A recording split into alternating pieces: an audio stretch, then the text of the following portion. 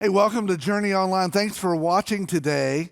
We are landing in the last part, the fifth part of a series called Tending the Weeds in My Garden. Glad you jumped in today. I hope this one will be helpful. Let's start it with a question. It always seems like that's a good way to lead off. Do any of us really truly expect that everything is going to go as planned? Do any of us really believe that? We want it to, I get it. But we could start it this way and say, for me, that means everybody I love, everybody I'm close to is going to be healthy. They're not going to get sick. They're not going to die for sure. We're all just going to be healthy and live into infinity and beyond. Is that really our expectation? Do we really expect when it comes to our relationships that they're going to start good, get better? They're going to bring nothing but joy? Every day is going to be a new adventure. You could build a Hallmark movie off any week of my life. Every relationship, extended family, wherever it is going to start good and finish better. Do we believe when it comes to our careers that they're going to start and we're going to get a little better and they're going to appreciate what I do and they're going to get better and it's going to grow and it's going to be fulfilling? And you know what? It's going to last until I get ready for it not to anymore. And then if I don't need it or if it's time for something else, then that'll be my opportunity. And we'll all leave best friends. Is that the way you think your career is going to? Is that your expectation? And do you really believe that's going to come true? When it comes to kids, does everyone believe we'll have them, I'll have them if you want them? We'll have them when we want to, how we want to, you know. And after we have them, you know what they'll be? They'll be a delight every day of my life, every given minute. Every day I wake up will be just more joy than the day before. There'll never be any pain or any discomfort or any frustration. It's just going to start good, get better, and go on and on to their adults. And then there's going to be bliss. It's going to be bliss. We'll all get along. It'll all be great. They'll be healthy. They'll be well adjusted. They'll love us as if we were the ones who gave them life and supported them. It'll be great. Is that really your expectation? When it comes to money, I'm just going to make more. I'm going to start with this and make more and more and more. Here's the great thing. And as I make more, I'm going to need less because I'm going to have accrued more. I'll never have any debt because I've made more. Matter of fact, I'll make so much and need so little that over the course of time, I'll just have to start giving it to you people because it is driving me crazy just trying to count it all. Is that your expectation? And if we're honest, none of us really expect. We want, we wish, we hope for, but none of us really believe that's the way life's going to play out. None of us really believe that that's going to be the outcome. As a matter of fact, as we dig in for a minute, you know that that's not how it plays out. That we get a call about a loved one, about somebody in our family that we care about, and we hear that the prognosis was bad, or it's terminal, or even worse, it's over. We're like, wait a minute, that is not. Even though none of us expect it to be exactly like that, when something happens, all of a sudden, we find ourselves going, no, wait, this is not right. If I were to say, did you expect them to live forever? You would say, well, no, but not now. Not this. We all go through that. We all wonder, but why now? Why them? Why me? When it comes to relationships, when forever seems to have become very temporary, and the things that you thought you could count on, you can't, and you find yourself wondering how this could happen and why this could happen to you, when all of a sudden those things hit, it brings trauma and it brings pain. And when the kids that you thought you could have and how hard it could be, I read a book about birds, I read a book about bees, and it all supposed to play out.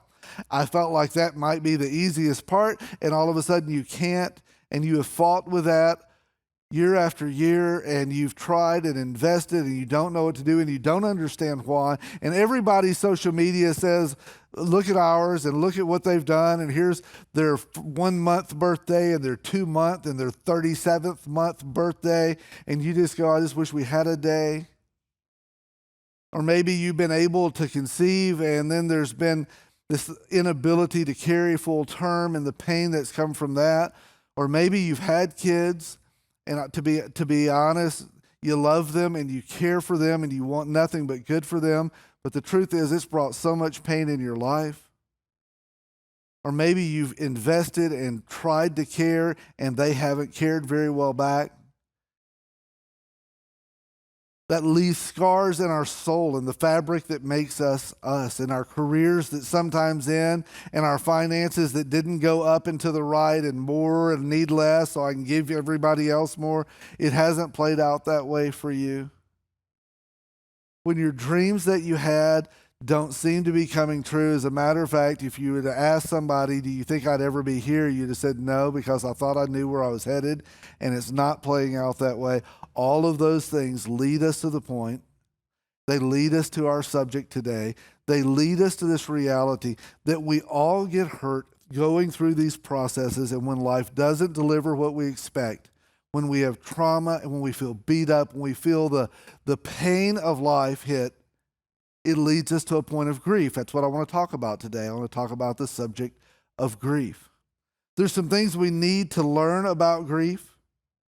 Here's the first thing we want to throw our way. We can't control the tough parts of life that we have to experience. We can hope for, expect, and plan for, but in the end, they're going to come when they come. They're going to hit you when they hit you. They're going to circle around when they circle around. We can't always control the life experience, but we can begin to control how we respond. And that's important for all of us to notice. It's important for all of us to recognize while we can't control what's coming in, we can control what goes on inside of us to some degree. Grief is one of those things that when we hear about it, we think it's about funerals, but the truth is it's not just about funerals, although that's a huge piece. It's not just around death. It's around anything that hurts us, that injures our soul, that injures our being. And there's plenty of those things. And how we deal with it shapes us in so many ways. It feels like the responsible thing to do would be to at least talk about some of the technical stuff. Experts would say these are the stages of grief. Sometimes you can add to or take away a little bit, but this is kind of the given stages of grief. The first one on the list here is denial. Denial is just that reality where we go, I am not dealing with this. Nope, not happening. Talked to a guy a few months ago who got a prognosis on his health, and he just said, I'm just not accepting it. And I'm like, well, what are you going to do? I just refuse. I'm just not going to, and that may be you, and you can do whatever you want. It's your life. But can I just say, me denying it in my mind doesn't necessarily stop what's happening on the inside. Me denying that it's there doesn't make it not there. But often we start with denial. We'll hear about something that'll come into our sphere of influence, and it'll land on us with the weight that we can't bear. We go, nope, just not going to think about it. I'm not going to deal with it. I'm done with it. Denial. Hey, and by the way, if that's you, it doesn't make you weak and it doesn't make you bad. It makes you human. That a lot of us, at least at some point in this grief stage, will hit this denial. The second one's anger. And anger happens pretty easily. It's where we go, why did this happen? And why me? And why them? And why now? And why not them? And anger is, you don't have to try. Anger is just the outcome of a lot of those W question, who's to blame? And you can work through that. You don't have to try to get amped up for it. It'll amp up for you. And then the third one is bargaining. Bargaining, if only I had, maybe I should have, if I just called them more. Sometimes anger goes back and it says, why didn't you invest? Why didn't you do more in my life before this? Why didn't? And then bargaining will say, well, maybe if I just tried harder, maybe if I had just been more involved, maybe I could have made it, maybe. And it can often lead to depression. If you haven't been following us through this series, last week Jeremy dealt with this subject. Might be worth going back, checking out that video. Depression gets us to the point where you say, what's the point? What's the use? I feel hopeless. I don't know if I can deal with this anymore. I feel like it is overwhelming. I feel like I am underwater at the bottom of a tsunami that's rolling through my life. We hope that leads us through to acceptance, where we find a place where we say it happened and I'm learning to live with it. I think learning is the key to that. I'm learning. I'm growing. It's happened. I don't like it. I'm never going to like it. I'm not for it. I will never be for it. But what has happened has happened. And as a result, here's what I'm becoming. Here's how I'm coping with that. It's one of those realities that we all have to accept. Some people go, I don't believe in grief. You can believe in whatever you want. It doesn't. I don't believe in a lot of things. I don't believe in electricity, but it's running right now or you wouldn't be watching this. I don't believe in whatever.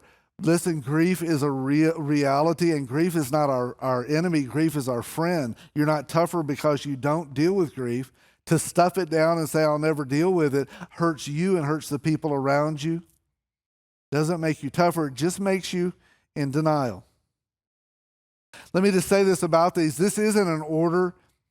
This is what grief looks like. Boy, wouldn't it be great if it were linear like this? You go, first you're going to experience denial, and then you will. Sometimes this will be accurate, and then. That's not how it works. Sometimes denial may be at the beginning, and then depression, and then it may come back to bargaining, and you're like, why?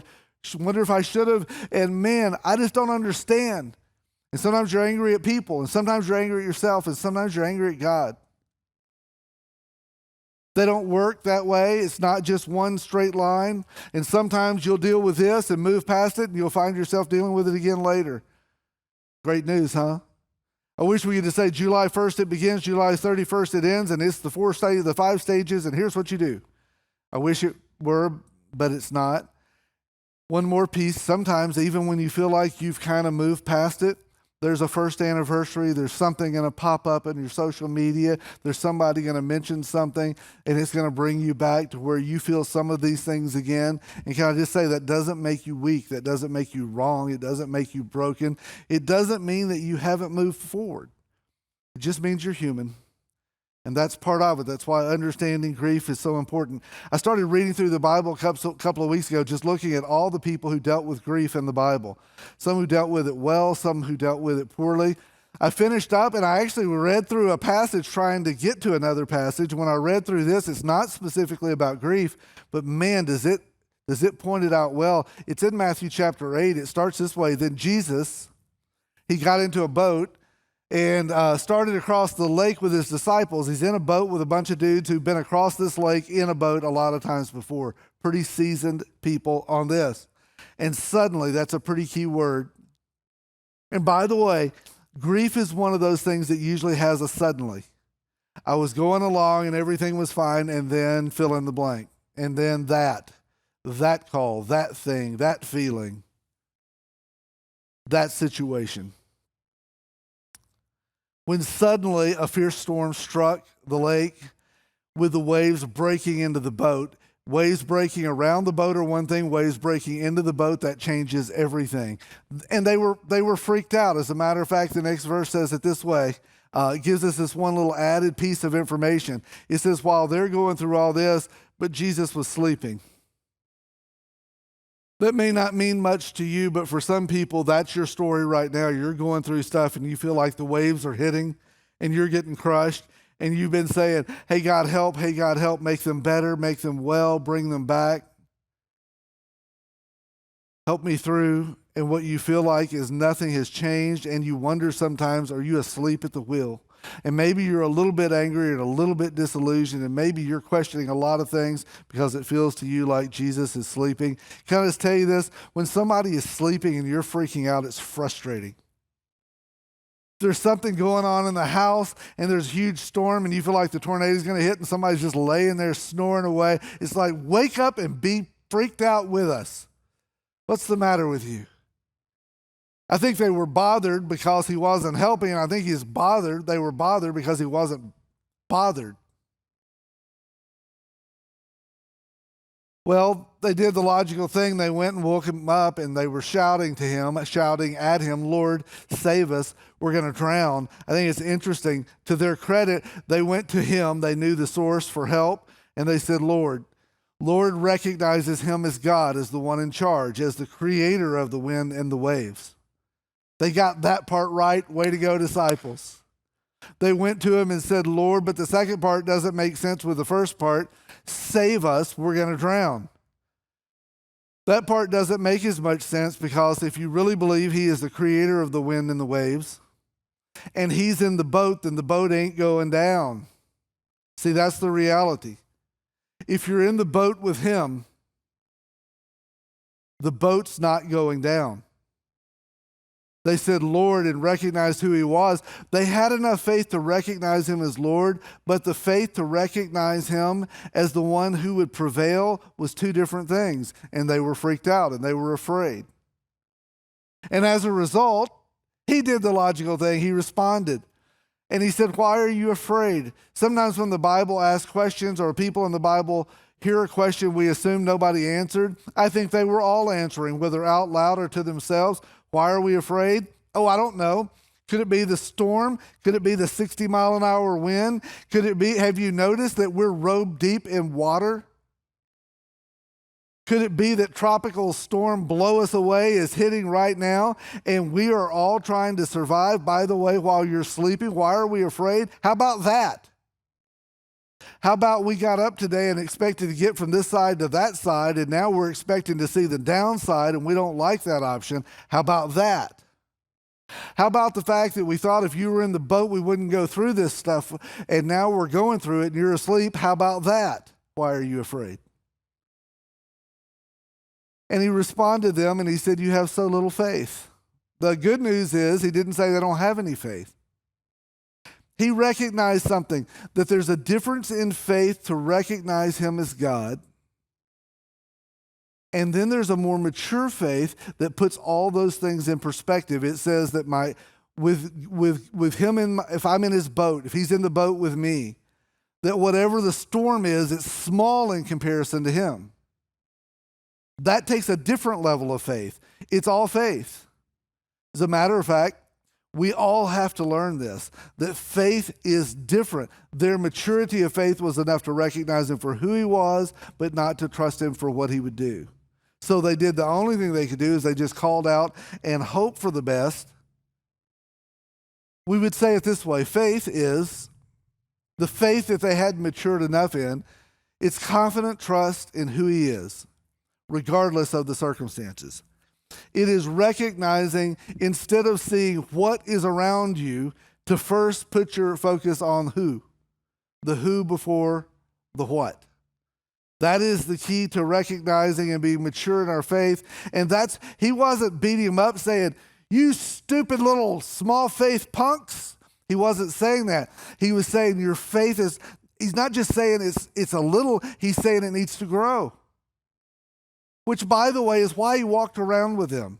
It's why he walked through life with them. He knew that things were going to come their way, and he was going to walk them through life and help them grow their faith, grow their perspective, grow their confident trust in who he is, regardless of the circumstances.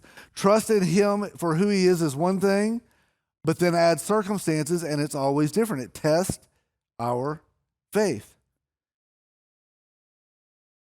So Jesus did what you would expect Jesus to do. He calmed all the storms. And when the storms were all through, you could kind of guess what they would do next. If it were me, I would have said, what happened? Why did it stop? How did he do it? What did he say? I'm going to say that. Let's somebody write that down. Put that in your phone. Did anybody video that? We need that. This could go viral. They didn't say that at all. What they did say is, who is this man? It went back to a who, not a what. They weren't amazed at the calmness of the seas. They were amazed at the man who calmed the seas, and there's a big difference. Who is this man that even the winds and waves obey him? See, they kind of believed in who he was, but now they saw him do what he did, and all of a sudden, the who became their primary point of focus. I think that's something important for a lot of us. What we can learn from all of that is, for some of us, we feel like when we get hit with the storms of life that grief is optional. Matter of fact, let's just put it up here. Many people believe it's optional. I just choose not to do grief. It's optional. I put it in a box, I tie it up in a little bow, I put it in a bag and shove it over there. I don't do grief. That's just not me.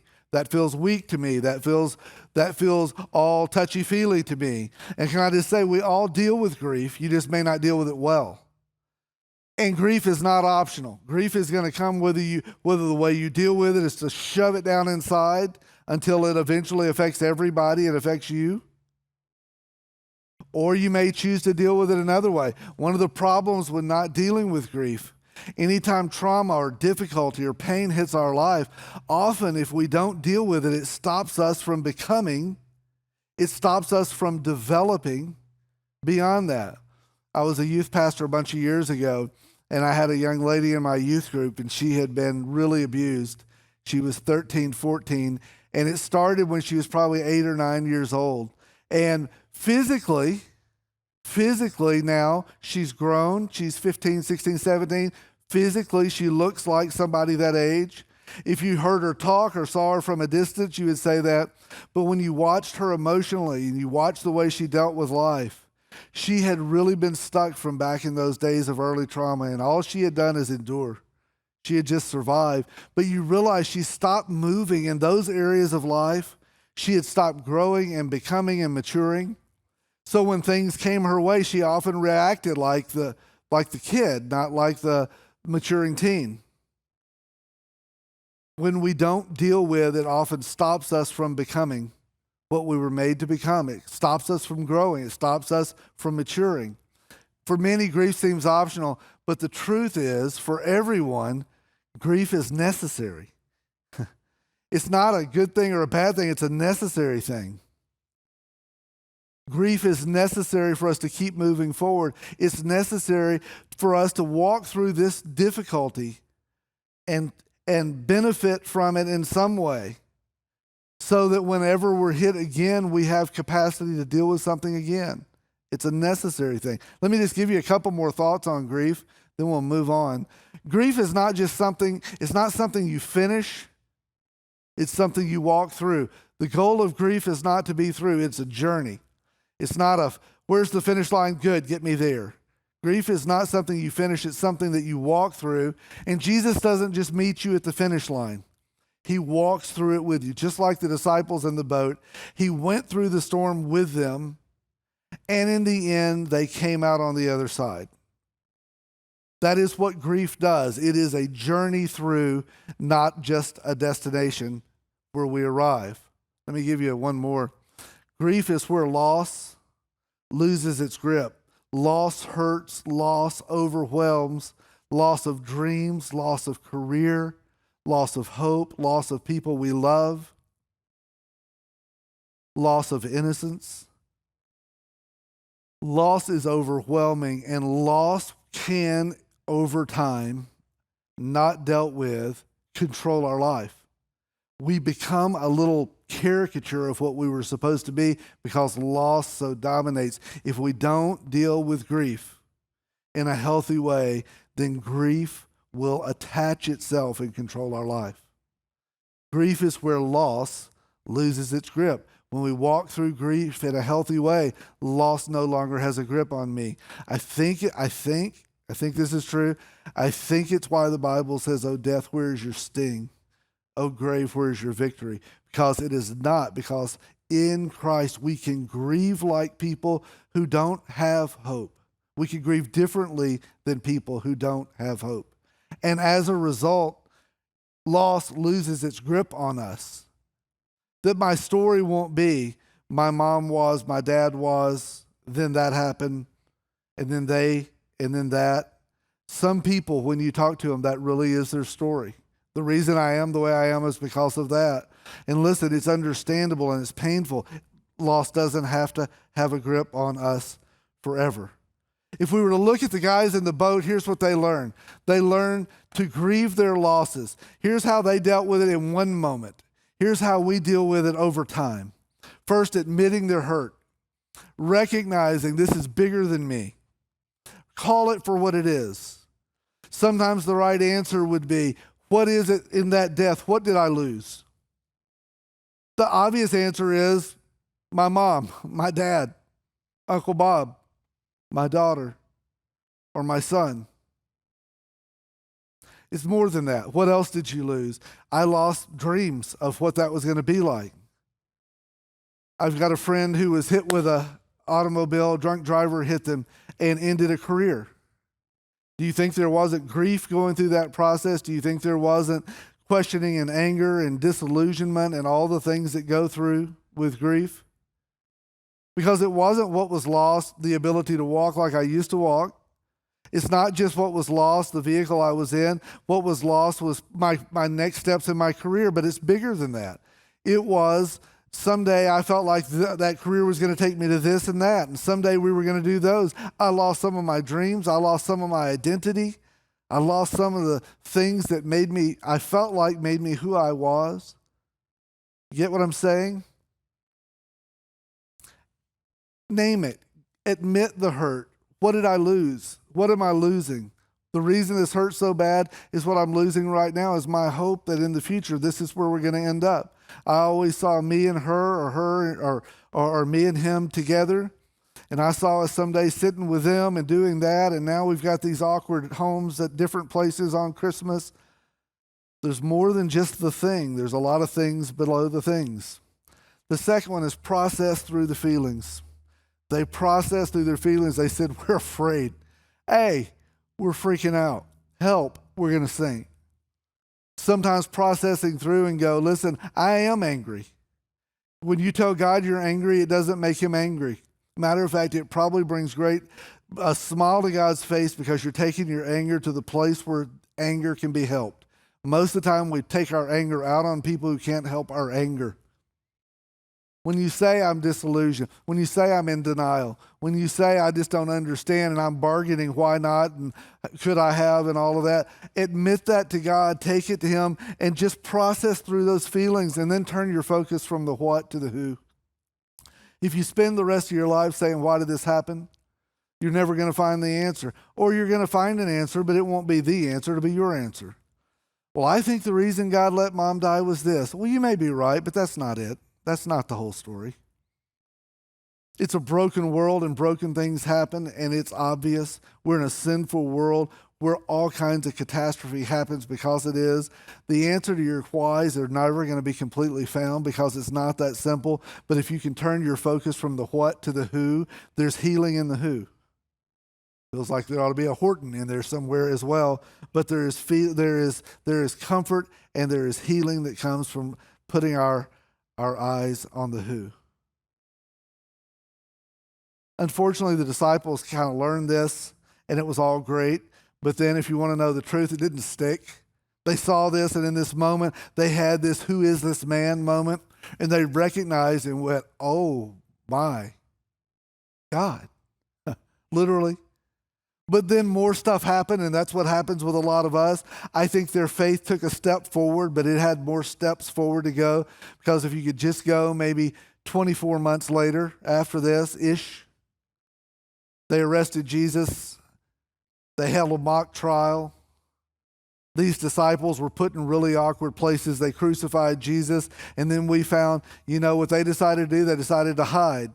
And then some of them lied. And then others denied. And they all fled. Somehow the circumstances seemed bigger than the who, and they were freaked out again. If they could have gotten to him, they would have said, wake up, help us, we're going to drown. And instead they did other things. They made bad choices. And you go, man, why didn't they get it? They had actually been with Jesus. And I just tell you the reason, because they're human, because it's hard, because it's tough, because it's difficult, because it's abnormal, because nobody teaches us this when we're growing up. Because we don't expect everything to go well, but we don't expect it to go badly like this or now.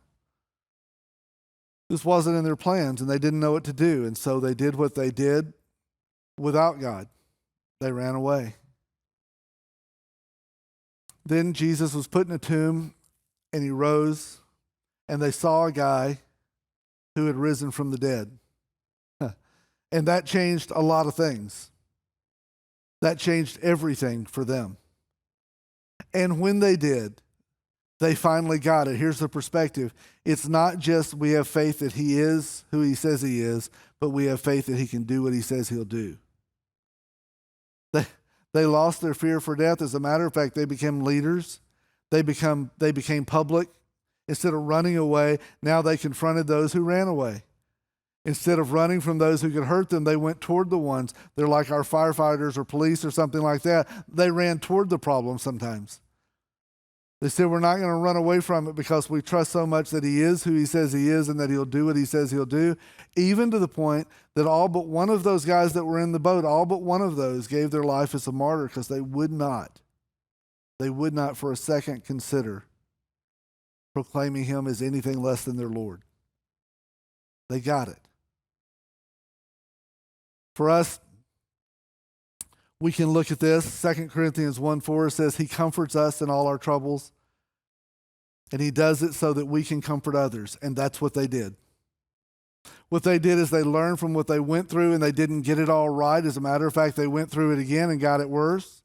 But then they learned. And when they learned, they recognized that he is with us. Even when he wasn't with us, he was with us. And that he is enough. And when we turn our attention from the what to the who, when our grief hits us, we can process through, we can admit what's going on, and then we can recognize the who over the what. I'm not going to spend the rest of my life saying, why did they die? Why couldn't they live? Why didn't we conceive? After we've invested so much, why aren't they loving us back? Why can we give so much to this career, to this job, to this dream, and it all be taken away? We'll somehow be able to, doesn't make those things go away, but we'll begin to bring into our main focus of the who. And when the who is in perspective, the what becomes smaller. It doesn't go away, it doesn't take away all the hurt, but it gives us hope. And it helps us remember that this life is not all there is to this life. That Jesus came not to just give us a better life today, but to give us a life forever. He'll be with us through the stuff now, and he'll open up our life forever. If you're going through grief right now and deep, deep hurt, let me be really careful to say this. Well, nobody's going to minimize it. Can I just say, you don't have to get through it like anybody else. You don't have to hurry up and get over it. The truth is, as you walk through that, if I get better, I feel like I just give up on the one who died. If I just move on, I leave them behind. Just the opposite is true. Can I just say this? If you're grieving right now, for you to be able to find health and wholeness again right where you are, doesn't mean you're forgetting about them. It means that you're following Jesus and you're taking their memory and their life with you. It's the most honoring thing you can do. And if the person you're grieving for were here, the one thing they would want most for you is for you to live life free from the clutches of the pain that you're experiencing. So don't give up. He brought comfort and he did it so you can comfort others. Here's the good news. When you process through it, God will use you to comfort others the same way he's comforted you over and over again. He will take what the enemy meant to destroy you and he'll use it for something good in your life. You'll find more purpose and fulfillment in that little spot in your life than you will anywhere else, because God is that wise. And because he is not just the God who is out there, he is the God who is with you, and he is capable. But first we have to turn from the what and put in perspective the who. Let's pray. So God, I don't know, nobody needs a cliche if they're hurting a lot, and I sure don't want to throw one out. So hopefully take these words, the truth from your word, and help us put it into play. Help me recognize in the middle of whatever it is that's storming around me, that if I'm in your boat, it's not going to sink. Whatever we do, that you're capable. Whenever you do it, I trust you. Like we've said through this whole series, I think you can. I know you will. And I trust you still. We ask it in your name, amen.